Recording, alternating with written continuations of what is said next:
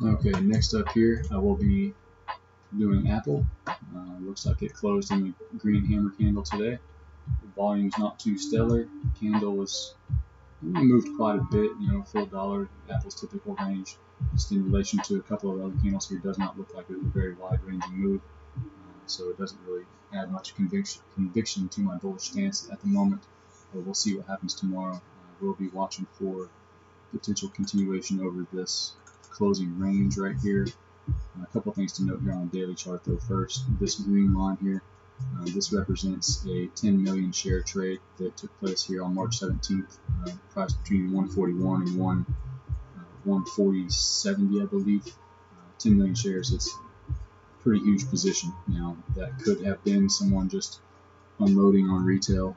If it was a speed order, I don't know if there would be that many retail traders trying to buy at that point. So, anyways, that was big money that came in or went out. Regardless, it was a huge trade. I'm using that level as support. So anything above this 141 area is very constructive in my opinion.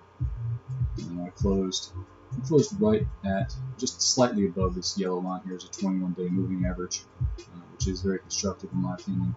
We also broke above and closed above this trend line here, which is fairly steep just from this recent reversal here and sell-off. Looks like we're trying to hold into a new base here, possibly waiting for earnings. Who knows, it could pop tomorrow and get some nice move up. But I will be watching this pretty closely. Initially, I'll be looking for long over this versus this low. Now, if price does move up on the open, this VWAP will be pulled up with it, and on a gap up, I'll just wait to see if it touches this VWAP somewhere or possible pullback to this level. If it gaps down, I'll be watching this area for support versus the stop loss just down here. So there's a couple of potential setups that might happen now if it does completely blow this plane out of water and come back down here and crosses this 141. I'll just take it off my watch list and move on to something else. But it does look like it's a decent setup, and it may be testing highs again sometime soon.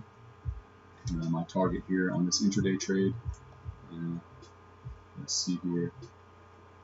I'm going to go ahead and say up around 143-ish, which is this previous breakdown. You can see this red line over here. And we'll see what happens up there. Now, as price does come up here, if it does trigger, I will be watching this region to see if sellers do take over.